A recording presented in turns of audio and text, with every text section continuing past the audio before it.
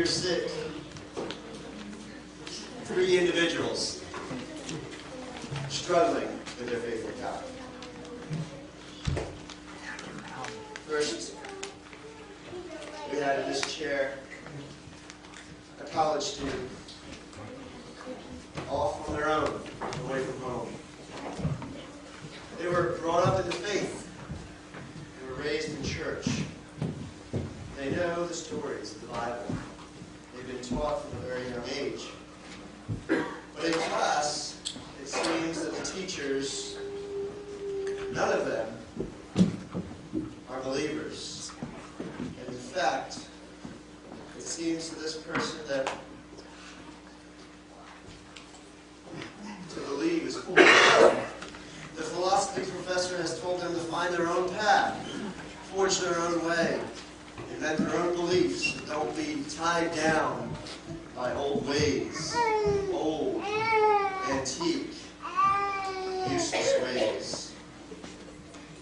Fellow students are experimenting with spirituality, kind of picking and choosing from the various religions, the things that they like, and incorporating them all into their own made-up religion. Here they sit in the dorm room alone, wondering about their faith. Is it real? Or is it just a figment of someone else's imagination from a long time ago?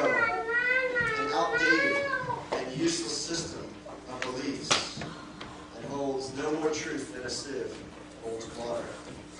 Here they sit, struggling, as everyone and everything around them tells them what they were taught to believe is foolishness, bigotry, narrow, closed-mindedness, shallow thinking. What is going to keep this person from faltering? What is going to keep this person strong in their faith? What is going to keep them from losing their faith?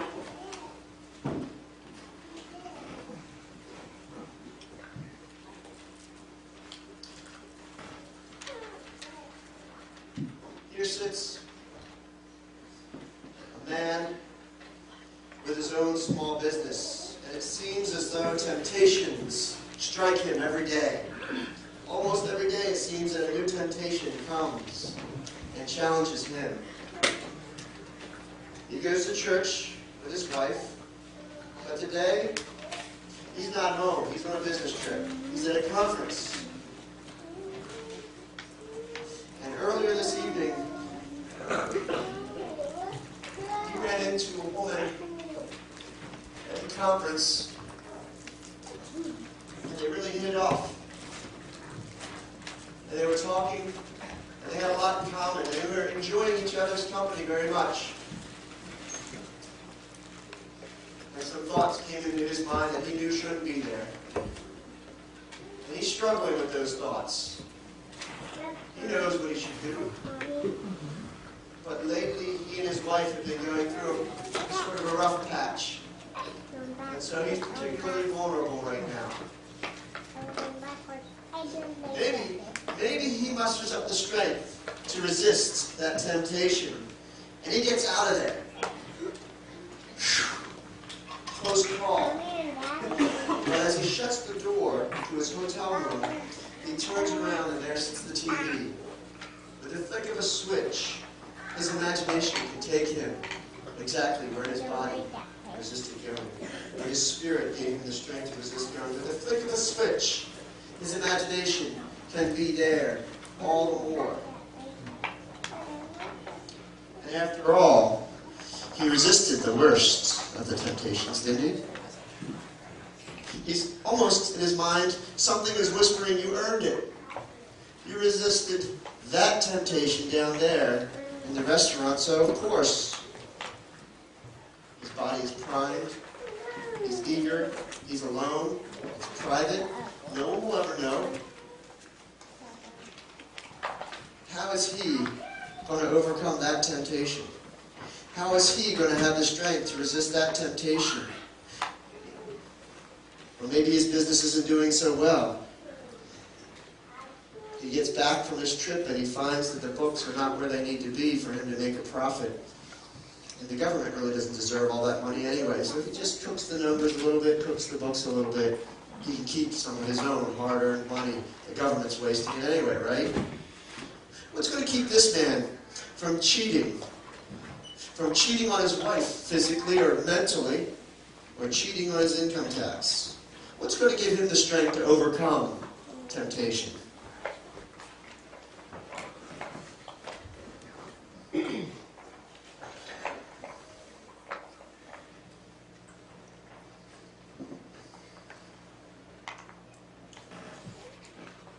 Here sits a woman.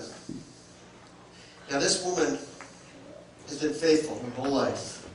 When she was young, she really didn't know what she was doing, but she married a man that she loved, and she stayed with him. But he wasn't a believer. He wasn't a Christian. And she struggled for years with that. She prayed for him every day of their marriage that he would come to believe in Jesus. And a year ago today, he died. Without so much of an inkling of faith, this woman lived her whole life in hopeful expectation that God would answer her prayers. But she didn't see anything to confirm that her prayers had been answered. In fact, quite the contrary. Right up to the last minute, she was with him. And right up to the last minute, he had no interest in talking about it. Worse than that, they've had 3 children. The oldest daughter, when she was in high school, was interested in fashion and fads and looking cool. And she married an unbeliever, and they have nothing to do with the church, and their children don't even know what the inside of a church looks like. Her grandchildren haven't been to church, as far as she knows, even once. Her second child, a son, took after the father and was a devout atheist. Outspoken, in fact. And her 2 grandsons will probably be the same. Now, her youngest son, there was a glimmer of hope there that was at least until his second divorce. And he has felt that the church condemned him for his failures in his marriages. Maybe they were right. Maybe he had something to do with it. Maybe there was things that he did that were wrong that led to those divorces. But in any case, he's bitter. And he has turned his back on the church and given up that path to pursue another path. This woman is tired. She's tired of praying and praying and praying and seeing no results to her prayer. She is exhausted spiritually and emotionally, and she believes that the only way that she is going to get any of her children or her grandchildren into a church is if they are following her coffin into that church. The world has told her that her faith is insignificant. Her family has told her that her faith is insignificant, unimportant, and untrue. What is going to give this woman strength to finish the race strong? What is going to help this woman through these tough times? What is going to give her the hope to continue on in her faith? What is it that's going to strengthen these 3 people in their times of struggle, in their times of temptation, in their times of doubt and uncertainty? What is it that will help them through these times? Paul is talking to people just like these 3 in his letter to the Ephesians. And Paul seems to suggest that there's an answer, that there's hope, that there is something that will help these people through their time of desperation. And Paul prays for that thing. Paul prays for the Ephesians that they, who are in situations like this, struggling in doubt, uncertainty, and feelings of insignificance and faith, he prays for them that God will give them what they need to overcome these. And the thing that Paul prays for, the thing that is so powerful that will help these people, we'll find it in Ephesians chapter 1, the passage that Brian read for us. And I'm going to pick up at verse 17 if you're following along. Paul says in verse 17, I pray that the God of our Lord Jesus Christ, the Father of glory, may give you a spirit of wisdom, a spirit of revelation in the knowledge of Him, and that the eyes of your heart may be enlightened. I have to tell you something. I chose the first hymn today, Open the Eyes of Our Heart, because of this passage. I had no idea what the children were going to be singing today, but it tied in beautifully. And you'll notice that the last song of today is Open My Eyes That I May See. Paul is praying that the people of Ephesus will have a spirit of wisdom, of revelation, and that the eyes of their heart will be enlightened or opened. Paul is praying for one thing, but he's praying for it in three different ways. He wants God to give them a spirit of wisdom, he says. That's a type of knowledge from God. Paul prays that God will give them a spirit of revelation. Revelation is just a word that means to reveal something. He wants God to reveal something to them.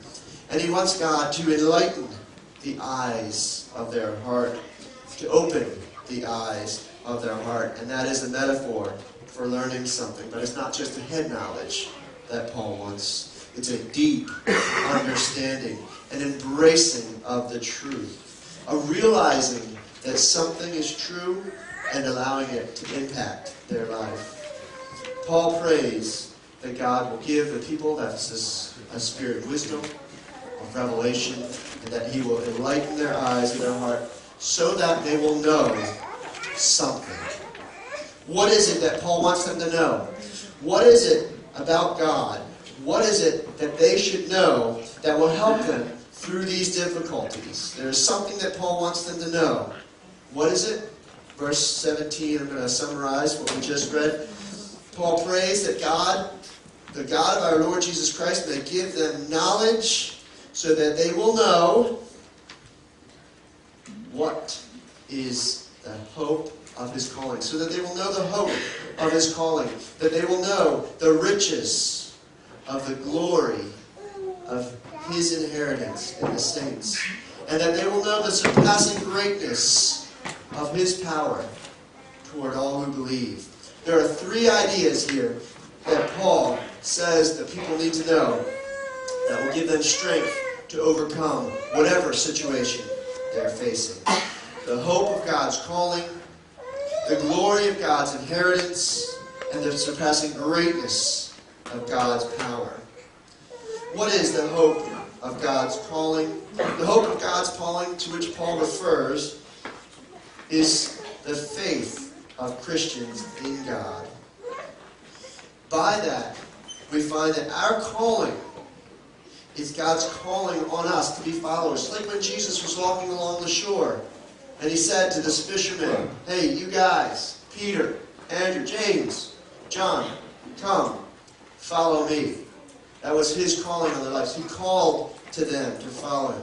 He called to Levi, Matthew, the tax collector, come, follow me. And Levi stood and followed Him. In the same way, God calls us to follow Him. And when we do, He makes us certain promises. He promises us never to abandon us. He promises to love us. He promises to live with us in this world and to take us to live with Him in the next. All of these promises give us hope. That is what Paul means by the hope of God's calling.